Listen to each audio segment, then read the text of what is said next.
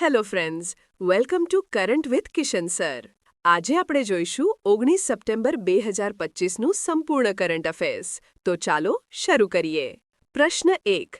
તાજેતરમાં કોની united nations women UN વિમેનના એક્ઝિક્યુટિવ ડિરેક્ટર તરીકે નિમણૂક કરવામાં આવી છે? જવાબ: ડોક્ટર સીમા બહોસ. સમજૂતી: સંયુક્ત રાષ્ટ્રના મહાસચિવ એસ.જી. એન્ટોનિયો ગુટેરેસે ડોક્ટર સીમા સામી બહોસને યુનાઇટેડ નેશન્સ વુમન યુએન વિમેનના એક્ઝિક્યુટિવ ડિરેક્ટર તરીકે ફરીથી નિયુક્ત કર્યા છે. આ પદ પર તેમનો બીજો કાર્યકાળ છે. સંબંધિત જીકે: યુએન વુમન. આ સંસ્થા સંયુક્ત રાષ્ટ્રની એક એજન્સી છે જે લિંગ સમાનતા અને મહિલા સશક્તિકરણ માટે સમર્પિત છે. મુખ્ય મથક: ન્યૂયોર્ક, યુએસએ. સ્થાપના: 2 જુલાઈ 2010. અન્ય મહત્વપૂર્ણ નિમણૂકો: એનાલેના બેરબોક, જર્મની, 80માં સંયુક્ત રાષ્ટ્ર મહાસભા સત્રના અધ્યક્ષ. શેખા નાસિર અલ નોવેસ, યુએઈ, વર્લ્ડ ટુરિઝમ ઓર્ગેનાઇઝેશનની પ્રથમ મહિલા સેક્રેટરી જનરલ. બ્લેઝ મેટ્રેવેલી, યુકેની વિદેશી જાસૂસી એજન્સી MI6ના પ્રથમ મહિલા અધ્યક્ષ. આસ્થા પૂનિયા, ભારતીય નૌસેનાના પ્રથમ મહિલા ફાઇટર પાયલટ. ડોક્ટર મિશેલ ડોહર્ટી, બ્રિટનના ખગોળશાસ્ત્રી, રોયલ એસ્ટ્રોનોમર રોયલ પદ પર નિયુક્ત થનાર પ્રથમ મહિલા. પ્રશ્ન 2.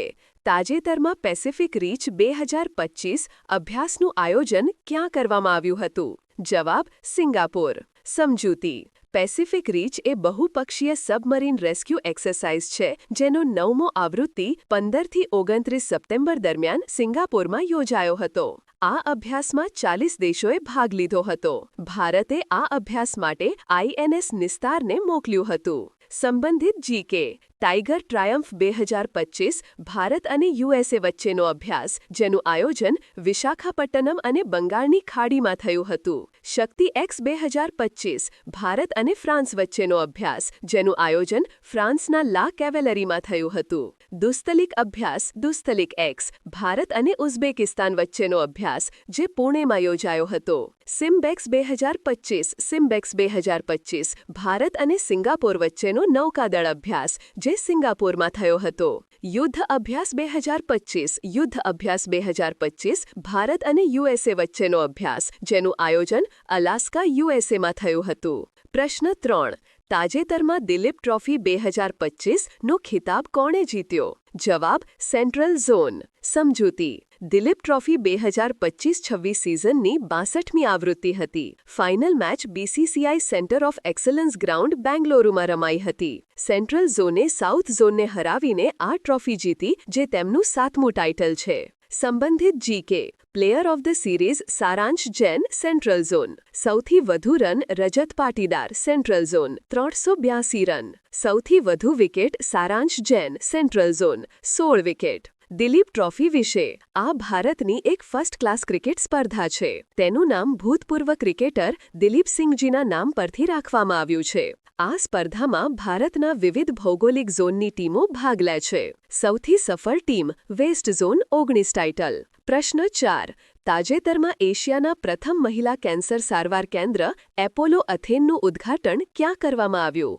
જવાબ: નવી દિલ્હી. સમજૂતી: એશિયાનું પ્રથમ મહિલા કેન્સર સારવાર કેન્દ્ર એપોલો અથેન નવી દિલ્હીમાં ખોલવામાં આવ્યું છે. આ કેન્દ્ર ખાસ કરીને મહિલાઓના સ્વાસ્થ્ય અને કેન્સરની સારવાર માટે ડિઝાઇન કરવામાં આવ્યું છે, જ્યાં મહિલા ડોક્ટરો દ્વારા જ સેવાઓ પૂરી પાડવામાં આવે છે. તેનું ઉદ્ઘાટન દિલ્હીના મુખ્યમંત્રી રેખા ગુપ્તા દ્વારા કરવામાં આવ્યું. સંબંધિત જીકે: વિશ્વ કેન્સર દિવસ 4 ફેબ્રુઆરી, વિશ્વ ફેફસા કેન્સર દિવસ 1 ઓગસ્ટ, આંતરરાષ્ટ્રીય બાળપણ કેન્સર દિવસ 15 ફેબ્રુઆરી, રાષ્ટ્રીય કેન્સર જાગૃતિ દિવસ 7 નવેમ્બર. ભારતની પ્રથમ સર્વાઇકલ કેન્સર સામેની સ્વદેશી રસી સર્વાવેક. કેન્સરનો અભ્યાસ ઓન્કોલોજી. પ્રશ્ન 5. તાજેતરમાં કોને ASME હોલી મેડલથી સન્માનિત કરવામાં આવ્યા છે? જવાબ: બાબા કલ્યાણી. સમજૂતી: ભારત ફોર્જના CMD બાબા કલ્યાણીને American society of mechanical engineers ASME દ્વારા હોલી મેડલ પુરસ્કારથી સન્માનિત કરવામાં આવ્યા છે. આ પુરસ્કાર એન્જિનિયરિંગમાં ઉત્કૃષ્ટ અને અનોખા કાર્યો માટે આપવામાં આવે છે જેનાથી વ્યક્તિઓ અથવા સમાજને ફાયદો થયો હોય. સંબંધિત જીકે: પેન પ્રિન્ટર પુરસ્કાર 2025 સુડાની સ્કોટિશ લેખિકા લીલા અબુ લૈલા.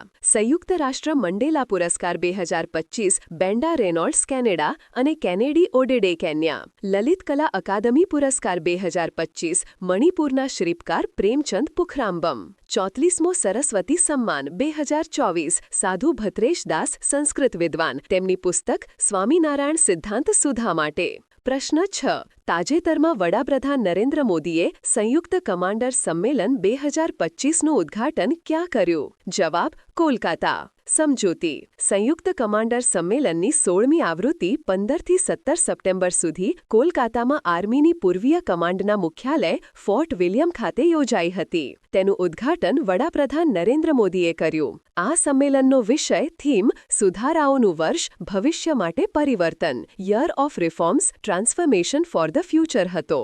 સંબંધિત જીકે તથ્યો 28મો રાષ્ટ્રીય ઈ-ગવર્નન્સ સંમેલન 2025 વિશાખાપટ્ટનમ 5મો Asian India youth summit Goa 20મી ગ્લોબલ સસ્ટેનેબિલિટી સમિટ નવી દિલ્હી CII દ્વારા સેમિકોન ઇન્ડિયા 2025 દિલ્હીના યશોભૂમિમાં જેનું ઉદ્ઘાટન વડાપ્રધાન નરેન્દ્ર મોદીએ કર્યું. 5મું રાજભાષા સંમેલન 2025 ગાંધીનગર ગુજરાતમાં મહાત્મા મંદિર ખાતે ઉદ્ઘાટન ગૃહમંત્રી અમિત શાહે કર્યું. પ્રશ્ન 7 તાજેતરમાં કયા રાજ્યએ GI ટેગવાળા સ્થાનિક પાકને પ્રોત્સાહન આપવા માટે હથેઈ મિર્ચ મહોત્સવ ઉજવ્યો? જવાબ મણિપુર સમજૂતી મણિપુરના ઉખરુલ જિલ્લાના શિરારાખોમ ગામમાં 14મા હથેઈ મિર્ચ મહોત્સવનું ઉદ્ઘાટન કરવામાં આવ્યું હતું. આ મહોત્સવ 3 દિવસ સુધી ચાલ્યો. હથેઈ મિર્ચ તેની વિશિષ્ટ સુગંધ, સ્વાદ અને ઘેરા લાલ રંગ માટે જાણીતી છે. સંબંધિત જીકે તથ્યો મણિપુર રાજધાની ઇમ્ફાલ છે. લોકટક સરોવર મણિપુરમાં સ્થિત છે અને તે વિશ્વનો એકમાત્ર તરતો રાષ્ટ્રીય ઉદ્યાન છે. માર્શલ આર્ટ થાંગટા અસમ રાઇફલ્સ અને IIT મણિપુર બંને એડવાન્સ્ડ ડ્રોન ટ્રેનિંગ માટે કરાર પર હસ્તાક્ષર કર્યા છે. લલિત કલા અકાદમી પુરસ્કાર 2025 મણિપુરના શિલ્પકાર પ્રેમચંદ પુખરામ્બમને મળ્યો. પ્રશ્ન 8 તાજેતરમાં કયા રાજ્યમાં અન્બુ કરંગલ યોજના શરૂ કરવામાં આવી છે? જવાબ તમિલનાડુ સમજૂતી તમિલનાડુના મુખ્યમંત્રી M.K. સ્ટાલિન દ્વારા અન્બુ કરંગલ યોજના શરૂ કરવામાં આવી છે. આ યોજનાનો હેતુ અનાથ બાળકોને આર્થિક સહાય પૂરી પાડવાનો છે. તમિલ ભાષામાં અન્બુ કરંગલનો અર્થ પ્રેમના હાથ થાય છે. સંબંધિત જીકે તથ્યો આ યોજના હેઠળ અનાથ બાળકોને 18 વર્ષની ઉંમર સુધી પ્રતિમાસ ₹2000ની આર્થિક સહાય આપવામાં આવશે. જે અનાથ બાળકોએ 12મું ધોરણ પાસ કર્યું છે અને કોલેજમાં પ્રવેશ લીધો છે તેમને 1340 લેપટોપ પણ આપવામાં આવ્યા છે. આ યોજનાનો મુખ્ય હેતુ અનાથ બાળકોને નાણાકીય સહાય, શિક્ષણ સહાય અને સમાજની મુખ્ય ધારામાં જોડવાનો છે. પ્રશ્ન 9 તાજેતરમાં વિશ્વ દર્દી સુરક્ષા દિવસ 2025 ક્યારે ઉજવવામાં આવ્યો? જવાબ 17 સપ્ટેમ્બર સમજૂતી 17 સપ્ટેમ્બર 2025ના રોજ વિશ્વ દર્દી સુરક્ષા દિવસ ઉજવવામાં આવ્યો. આ વર્ષની થીમ વિષય દરેક નવજાત શિશુ અને દરેક બાળક માટે સુરક્ષિત સંભાળ safe care for every newborn and every child હતી. સંબંધિત જીકે તથ્યો 14 સપ્ટેમ્બર રાષ્ટ્રીય હિન્દી દિવસ 15 સપ્ટેમ્બર આંતરરાષ્ટ્રીય લોકશાહી દિવસ અને ભારતમાં એન્જિનિયર્સ દિવસ 16 સપ્ટેમ્બર વિશ્વ ઓઝોન દિવસ જેની થીમ વિજ્ઞાનથી વૈશ્વિક કાર્ય સુધી from science two global action હતી. પ્રશ્ન 10 તાજેતરમાં સેમ્યુઅલ ઉમટીતીએ કઈ રમતમાંથી નિવૃત્તિ લીધી છે? જવાબ ફૂટબોલ સમજૂતી સેમ્યુઅલ ઉમટીતી ફ્રાન્સના ફૂટબોલ ખેલાડી છે. તેમણે 2018માં ફ્રાન્સ સાથે ફિફા વિશ્વકપ જીત્યો હતો. તેમણે ઘૂંટણની ઈજાને કારણે રમતમાંથી નિવૃત્તિ લેવાનો નિર્ણય કર્યો છે. સંબંધિત જીકે તથ્યો મુશફિકુર રહીમ બાંગ્લાદેશ ODI ક્રિકેટમાંથી નિવૃત્તિ. Steve Smith Australia one day ઇન્ટરનેશનલમાંથી નિવૃત્તિ. અચંતા શરદ કમલ ટેબલ ટેનિસ ખેલાડી જેમણે નિવૃત્તિ લીધી. લલિત ઉપાધ્યાય હોકી ખેલાડી જેમણે નિવૃત્તિ લીધી. રોહિત શર્મા ટેસ્ટ ક્રિકેટમાંથી નિવૃત્તિ. જો તમને વિડીયો ગમ્યો હોય તો વિડીયોને લાઇક કરો અને આવી રીતે દરરોજ કરંટ અફેર્સ મેળવવા માટે આજે જ આપણી ચેનલને સબસ્ક્રાઇબ કરો. જય હિન્દ, જય ભારત.